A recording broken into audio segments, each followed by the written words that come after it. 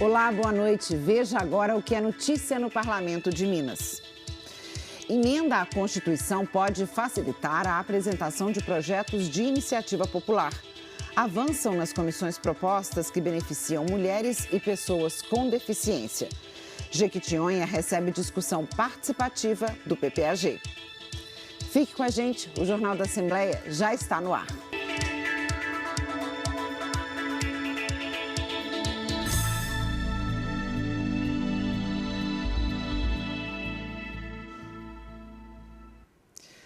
Os resultados da economia brasileira foram tema na tribuna de plenário nesta terça-feira. Deputados do PT e do PL analisaram as ações do governo federal. O deputado Caporeso, do PL, criticou a condução da economia brasileira pelo atual governo. O parlamentar falou da inflação no país e da desvalorização do real. O governo do PT falou que ia governar para os mais pobres.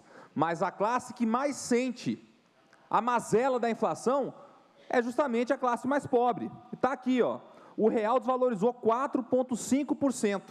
Para você ter uma ideia, a segunda moeda que mais desvalorizou foi o rublo russo, porque a Rússia está em guerra. E lá desvalorizou menos que a metade disso. E esse governo, gastador, acredita que vai resolver o problema cobrando mais impostos ainda, o que gera aumento da inflação e a miséria dos mais pobres. Em resposta, o deputado Cristiano Silveira, do PT, questionou a análise do colega. Afirmou que o FMI aumentou a projeção de crescimento do PIB brasileiro neste ano para 3% e que o governo federal já bateu recorde na geração de empregos. O FMI, Fundo Monetário Internacional, elevou para 3% a projeção de crescimento do PIB do Brasil em 2024. O governo Lula já criou 3,18 milhões de empregos com carteira, empregos formais. Em agosto, foram 232 mil. Total de pessoas trabalhando com carteira assinada no país chega a 47,2 milhões, o maior já registrado na série histórica desde que o emprego formal vem sendo medido nesse país. O PIB subiu 2,9% no primeiro ano do governo do presidente Lula, desse governo agora, Lula 3. O país volta ao grupo das 10 maiores economias globais. E o deputado Bruno Engler, do PL, que disputou a prefeitura de Belo Horizonte nestas eleições e ficou em segundo lugar, agradeceu os mais de 570 mil votos recebidos. O cidadão mineiro, não só de Belo Horizonte, mas de todos os 853 municípios, até porque fui votado em todos os 853 municípios, pode ficar tranquilo, que a gente vai continuar aqui trabalhando em defesa dos nossos valores, trabalhando em defesa dos nossos princípios, buscando sempre combater a criminalidade, como já temos feito, buscando sempre um Estado menor, que cobre menos imposto, respeitando os valores cristãos e os valores da família. E para falar um pouco sobre eleições, está comigo o jornalista Heitor Peixoto. Boa noite, Heitor. Boa noite, Anita. Boa noite a todos. Heitor, você acompanhou aqui na nossa cobertura também, o domingo de eleições. Eu queria que você começasse me contando qual que é o balanço que pode ser feito desse segundo turno nas eleições municipais. Pois é, Joanita, em Minas, contando esse histórico de Minas Gerais, 8 cidades poderiam ter segundo turno, Mas 6 delas, aquelas que têm mais de 200 mil eleitores, resolveram a situação, que liquidaram a fatura logo no primeiro turno. Sobraram 2 cidades por resolver no último domingo, que foi exatamente a capital Belo Horizonte e Uberaba, no Triângulo. Joanita, qual foi uma das marcas dessa eleição? Prefeitos bem avaliados ou conseguiram se reeleger ou, quando não podiam concorrer a um novo mandato, conseguiram fazer os seus sucessores. Tiveram a gestão validada pelos eleitores e conseguindo aí colocar na prefeitura algum indicado, algum apadrinhado deles. Eu vou aqui, Joanita, para a nossa tela de resultados para mostrar que a continuidade foi, inclusive, uma aposta dessas 2 cidades que tiveram votação neste domingo. Vamos mostrar aqui os resultados na nossa tela, os resultados de segundo turno aqui em Minas Gerais. Todo mundo já sabe, Fuad Noman, o atual prefeito, foi reeleito, 53,7% dos votos. Bruno Engler, que acabamos de ver aí discursando no plenário, fazendo um agradecimento aos eleitores, teve aí os 46,3% de votos. Em Uberaba, Elisa Araújo, atual prefeita, também conseguindo a reeleição, com 55,6%. O ex-deputado Tony Carlos, do MDB, ficando aí com 44,4%. Joanita, outra marca dessa eleição, também as pessoas devem ter visto, quem acompanhou o noticiário, foi a abstenção. Vou voltar para Belo Horizonte aqui para a gente mostrar um detalhe. Belo Horizonte, quase 32% dos eleitores não votaram. 636 mil eleitores, Joanita, não foram às urnas. 636 mil, mais do que os 577 mil votos de Bruno Engler. E quase chegando aos 670 mil de Fuad. Quase que a abstenção ganhou a eleição aqui, claro, né, fazendo essa analogia. E Uberaba, situação parecida. Por lá, a abstenção ficou parecida com Belo Horizonte, quase 30,5%, mais de 72 mil eleitores ausentes, mais do que teve Tony Carlos na disputa aí à prefeitura. A abstenção nessas duas cidades, Joanita, foi maior do que a média nacional, que já foi alta. A média nacional foi 29,26% nesse segundo turno. Tivemos aí em 2024, Joanita, no Brasil, a segunda maior abstenção da história, atrás apenas da pandemia, quando muita gente não foi votar por medo aí da Covid-19. Então, cientistas políticos de todo o país estão analisando esses dados, investigando as causas do que o eleitor não foi votar neste segundo turno. E o mesmo está sendo cobrado, Joanita, pela presidente do TSE, Tribunal Superior Eleitoral, a ministra Carmen Lúcia. Ela pediu para a Justiça Eleitoral uma pesquisa para apurar por que as causas do eleitor não ter ido votar neste segundo turno. Agora, notícia boa, fechando essas eleições, fechando essa primeira parte, Joanita, olha só, eleições muito tranquilas em Minas Gerais nesse segundo turno. A gente teve apenas 8 urnas substituídas em cada uma das duas cidades, tanto Belo Horizonte quanto Uberaba, 8 urnas substituídas. E olha essa notícia, que beleza, nenhuma ocorrência de crime eleitoral nem de propaganda irregular nesse segundo turno em Minas. No primeiro turno a gente teve quase 600 registros, sendo 10 em Belo Horizonte e 3 em Uberaba. Bacana demais. Heitor, eu estava observando ali, né, os partidos dos dois vencedores, tanto em Belo Horizonte quanto em Uberaba, e eu queria aproveitar para te pedir um perfil aí de como é que ficou a situação dos partidos distribuídos nas prefeituras pelo Brasil. Pois é, Joanita, bem observado, o PSD, que já tinha feito o maior número de prefeituras em Minas, 140, venceu as duas disputas que sobraram no estado, e inclusive reelegendo seus atuais prefeitos. E Minas, então, como estado síntese do país, que é conhecido assim, reproduziu bem uma lógica que a gente viu por todo o país. Fortalecimento dos partidos de centro e de centro-direita. Vou voltar aqui para a nossa tela, agora já com resultados finais aqui. Vamos voltar aqui. Resultados finais, Joanita, aqui nas prefeituras de Minas Gerais, a distribuição de prefeituras por partidos. Olha o que a gente tem. Exatamente o PSD com grande vantagem sobre o segundo colocado, 142 prefeituras. E a sequência aqui, Joanita, só partidos de centro e centro-direita. Olha só, Republicanos, MDB, o PP, Progressistas, União Brasil, PSDB e Avante. O PL, que materializa uma direita mais ideológica, chamada por muitos até de extrema-direita, aparece aqui apenas na 8ª posição de mais prefeituras conquistadas em Minas Gerais. No Brasil, o PL foi até melhor. O PL chegou à 5ª posição em número de prefeituras no país.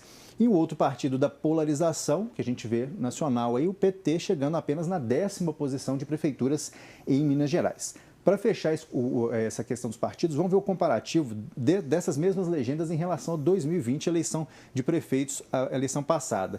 Aqui, os dados de 2020, quanto cada partido conquistou em número de prefeituras. Clicando aqui na tela, a gente vê exatamente esse avanço. Olha o PSD, de 78 para 142, crescimento expressivo. Republicanos praticamente mais que dobrou a quantidade de prefeitos. O MDB, ele teve uma redução aqui em Minas, mas no Brasil, Joanita, ele ficou em segundo lugar. Inclusive vai governar São Paulo, cidade mais populosa do país. O PT, mais uma vez, aparecendo apenas na 2ª página, com as 35 prefeituras, cresceu um pouquinho, mas um desempenho, né, aquém do que os petistas esperavam. No Brasil foi o 9º partido com mais prefeituras. Então, Joanita, se a polarização foi tem sido a tônica da política desde 2018 no Brasil, passados esses primeiros dias de eleições, a gente está vendo todos os partidos debruçados sobre os resultados, fazendo balanços e todos eles tentando aí formas de dialogar e de conquistar esse eleitor mais de centro, que é menos ideológico e está prestando mais atenção nos problemas do dia a dia. Uma eleição para muitas análises, né? Exatamente. Muito obrigada pela sua participação. Obrigado, Janita.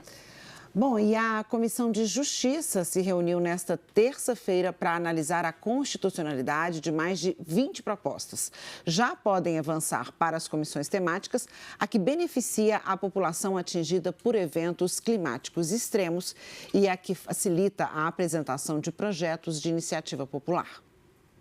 O projeto de lei 2456 de 2024, de autoria da deputada Bela Gonçalves, do PSOL, busca ampliar a política estadual de prevenção a desastres, hoje mais focada nas chuvas intensas. A ideia é incluir queimadas e outros fenômenos climáticos, considerando que eventos como secas e ondas de calor também causam sérios problemas à população. A autora do projeto pediu uma aprovação rápida. A gente viu aquelas chuvas intensas no Rio Grande do Sul, seca intensa acontecendo aqui na região central do Brasil, seguida por incêndios. São 3 eventos climáticos extremos acontecidos no Brasil em um ano. Isso mostra que, infelizmente, essas situações serão recorrentes. A proposta de emenda à Constituição 4 de 2023, que tem o deputado grego da fundação do PMN como primeiro signatário, pretende incluir a assinatura digital como forma de cidadãos aderirem a projetos de lei de iniciativa popular. Atualmente, para sugerir uma nova lei à Assembleia, são necessárias 20 mil assinaturas de cidadãos mineiros. A proposta quer incluir a assinatura digital, uma forma de assinar documentos pela internet como opção válida. Isso tornaria mais simples e rápido o processo de coleta de assinaturas e aumentaria a participação popular. E um projeto do deputado Sargento Rodrigues, do PL, quer corrigir as regras de uma resolução sobre férias e pagamentos dos militares da reserva que voltam à ativa. A resolução 5.295 foi criada com o objetivo de reduzir despesas de pessoal na Polícia Militar. Mas a mudança gerou preocupações sobre os direitos dos militares da reserva. Isso porque as férias e o abono passaram a ser calculados sobre apenas 1/3 do salário e não mais sobre o total.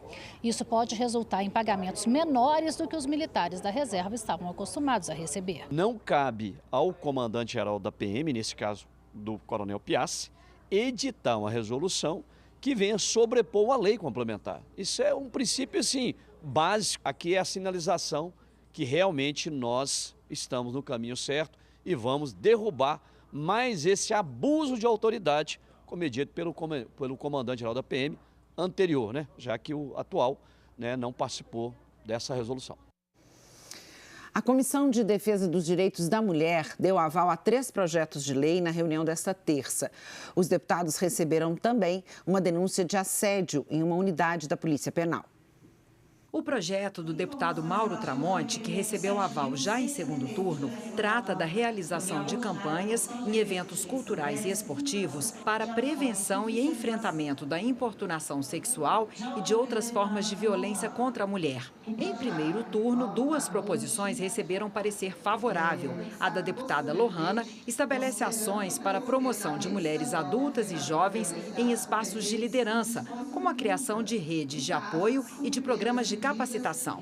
A Comissão de Defesa dos Direitos da Mulher propôs um novo texto, inserindo uma diretriz específica para mulheres e jovens negras. O outro projeto, da presidenta da comissão, altera uma lei de 2016, incluindo a garantia de recursos para financiamento de ações da política de atendimento à mulher vítima de violência no Estado. A gente tem pouca estrutura do poder público estadual para garantir as políticas públicas. Então, é necessário que haja um financiamento específico para que essa política possa chegar.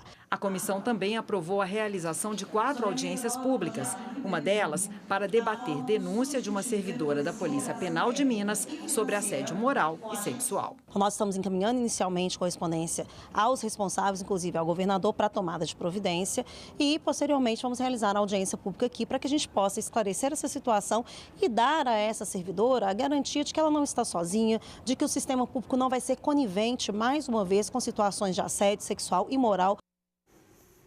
A Comissão de Defesa dos Direitos da Pessoa com Deficiência deu parecer favorável para o projeto que cria o Serviço de Recebimento de Denúncias contra Autistas. Também recebeu sinal verde a proposição que doa bicicletas apreendidas para instituições que as transformam em cadeira de rodas. Uma das propostas cria o serviço de recebimento de denúncias de violência contra pessoas com deficiência. O texto da deputada Nayara Rocha tramita em turno único e recebeu sinal verde da comissão. A matéria prevê ainda orientação sobre os direitos desse público. Esse projeto ele é muito importante porque visa a gente ter um canal onde as pessoas possam denunciar qualquer ato de violência ou também ligarem para saberem qualquer informação com relação principalmente ao autismo. Em primeiro turno, parlamentares deram aval para o projeto de lei do deputado Douglas Melo, que prevê a instalação de avisos sonoros em ônibus intermunicipais, comunicando os principais pontos de parada e o destino da linha. A medida tem o objetivo de facilitar a vida de passageiros com deficiência visual. Os membros da comissão também opinaram pela aprovação da proposição do deputado Dr. Jean Freire, que prioriza a doação de bicicletas apreendidas a entidades que as transformem em cadeiras de rodas. Um produto que está parado, ocupando espaço e será de grande valia para dar mobilidade para as pessoas aí com deficiência no estado de Minas Gerais. Confira agora o que aconteceu nas comissões de administração e de transporte da Assembleia nesta terça-feira. A Comissão de Administração Pública aprovou nesta terça-feira parecer do projeto de lei que obriga empresas de saneamento a notificarem os estabelecimentos de saúde sobre a suspensão do abastecimento de água. O PL é de autoria do deputado Dr. Jean Freire. Passou pela Comissão de Transporte o projeto que cria a política estadual de subsídios para o transporte público de passageiros e mobilidade urbana e rural. O objetivo é destinar recursos para incentivar a atividade e garantir o direito de acesso à cidade. Também leva em conta a importância de reduzir o tráfego de veículos particulares e dos gastos com transporte pela população. Itamarandiba, no Alto Jequitinhonha, sediou a terceira reunião da discussão participativa do Plano Plurianual de Ação Governamental. A possibilidade de buscar recursos para projetos animou a população da região. O encontro foi aberto com a apresentação da Corporação Musical São João Batista. São crianças e adolescentes como Alice, de 13 anos. Ela já entende por que é tão importante a comunidade ajudar a definir a distribuição de recursos do Estado. Acho muito importante porque a gente dá o melhor da gente, sabe?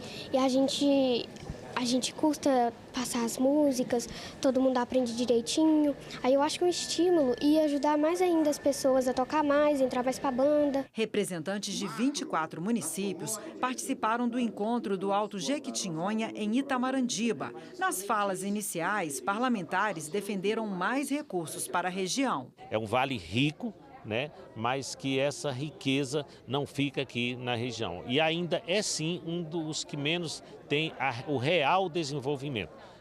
E isso é fato, nós não temos um acesso tão difícil à saúde no Triângulo, no sul de Minas, mesmo na zona da mata, como nós temos aqui. A pavimentação da MG 214 e a melhoria de outras estradas foram cobradas por vários participantes. O PPAG é elaborado para um período de 4 anos, mas a revisão de agora é para 2025. Neste ano, 95% das ações devem ser executadas, segundo o governo de Minas. Até outubro, foram cerca de 60%. Algumas entregas são mais simples de serem realizadas. Por exemplo, entregar um maquinário vai depender da licitação, vai depender desse veículo chegar, dele ser entregue. Outras dependem da entidade apresentar documentos, de ela conseguir ter um plano de trabalho adequado dentro do que a legislação estabelece. A Comissão de Participação Popular coordena as discussões. O presidente, deputado Marquinho Lemos, citou propostas já executadas na região, como apoio a circos e festivais, entrega de kits de irrigação, construção de fossas sépticas e recuperação do Rio Fanado, em Minas Novas. Ainda precisa de muito recurso, É uma pena, que o governo não tenha entendido ainda a importância disso aqui, De você ouvir a comunidade, ouvir o cidadão e deixar que o cidadão se manifeste dentro da proposta de um orçamento participativo de verdade. Depois da apresentação sobre o andamento do plano, os participantes se dividiram em 2 grupos, o de agricultura e acesso à água e o de cultura. Aqui é o momento da discussão, da defesa das sugestões populares, com a expectativa de que essas propostas recebam recursos no ano que vem. No grupo de cultura, sugestões variadas para o artesanato. Mapeamento dos artesãos do Vale do Jequitinhonha. Nós não temos recursos e esse mapeamento é muito importante para os artesãos, para o governo também, né? Festivais, folia de reis ou a mistura de música e teatro. Hoje a gente vem defender a questão do resgate da música sertaneja raiz, aos contadores de causos, que são valores culturais para nós muito fortes aqui na nossa região. O maestro da Corporação São João Batista apresentou a proposta de construção de uma Casa da Música que pode beneficiar toda a região. Tem um espaço para apresentações e também tem um espaço para aulas, então a gente quer oferecer oficinas, a gente já tem uns profissionais qualificados que são até ex-alunos aqui da nossa banda. Para a agricultura familiar também foram várias sugestões. A Cooperativa de Agricultores de Carbonita pediu a compra de tratores e de uma caminhonete. José diz que na falta do veículo, ele acaba sendo voluntário no transporte da produção. Porque muitas vezes o produto perde lá na roça porque eles não conseguem mandar.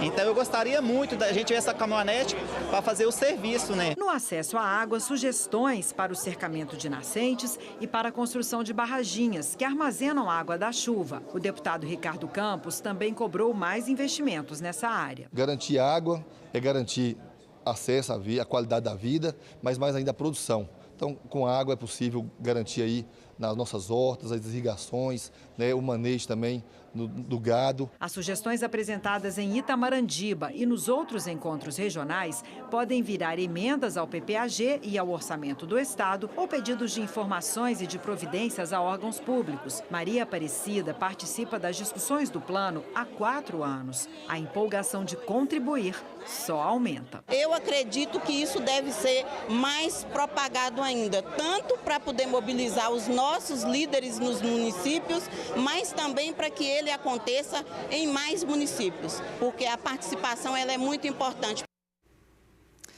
A Galeria de Arte da Assembleia recebe nesta semana uma variedade de produtos da Associação Comunitária Noiva do Cordeiro, da cidade de Belo Vale. Opções que vão do doce de leite e da geleia a colchas e tapetes. O repórter Hamilton Zica visitou a exposição e nos mostra toda essa diversidade.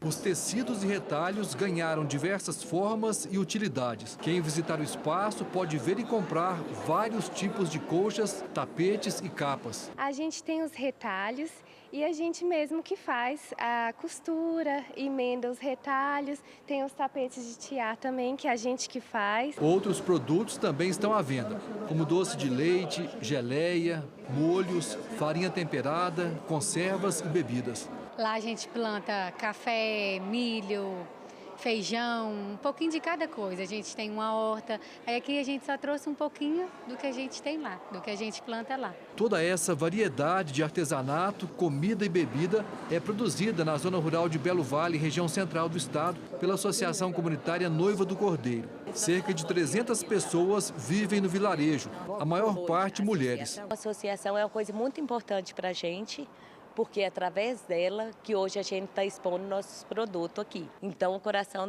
dessa família grande, que é de 300 pessoas, está cheio de alegria. A Lilian veio comprar mel, mas acabou levando também farinha temperada e conserva de pimenta. Estou gripada, aí eu resolvi, dar uma olhadinha no mel e através do mel a gente sempre come mais uma coisinha. E aí eu estou dando uma olhadinha, é a primeira vez que eu compro e vamos ver se eu vou gostar. Uma coisa puxa a outra. Com certeza. Você vai, olha uma coisinha, daqui a pouco você leva outra e eu vou ver se sexta-feira eu ainda vou vir comprar mais. A exposição da Associação Comunitária Noiva do Cordeiro fica na Galeria de Arte até sexta-feira, dia 1º de novembro, das 8 da manhã às 6 da tarde. A Assembleia fica na Rua Rodrigues Caldas, número 30, no bairro Santo Agostinho, em Belo Horizonte. E no Panorama, que começa daqui a pouco, o jornalista Fernando Gomes recebe uma neuropediatra para falar sobre como o uso excessivo dos smartphones pode afetar a saúde e o desenvolvimento intelectual das nossas crianças e adolescentes. No livro A Geração Ansiosa, do psicólogo americano Jonathan Haidt, que já é um best-seller mundial, ele fala sobre o aumento dos índices de depressão e ansiedade nos jovens desde que os smartphones se tornaram mais comuns a partir de 2010. São números preocupantes obtidos em diversos estudos ao redor do mundo. Aqui no Brasil, já está sendo elaborado um projeto de lei para proibir o uso de celulares dentro das escolas. Alguns estados e municípios já restringem esse uso. Agora, qual seria o papel dos pais, dos educadores, dos médicos?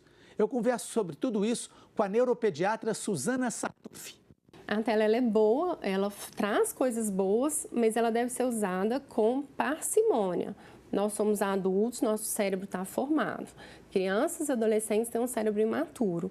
Então, a gente tem que levar muito a sério, tem que ter muito cuidado com essa criança e com esse adolescente e com esse uso indiscriminado das tecnologias. É daqui a pouco no Panorama. Vale a pena assistir. O Jornal da Assembleia fica por aqui. Nós voltamos nesta quarta-feira com mais uma edição inédita. As reportagens aqui do jornal e também outros conteúdos da TV, basta você correr lá no nosso portal almg.gov.br. Você também pode interagir com a gente pelo Instagram ou pela rede social X. Eu te espero nesta quarta-feira. Uma ótima noite. Até lá. Tchau.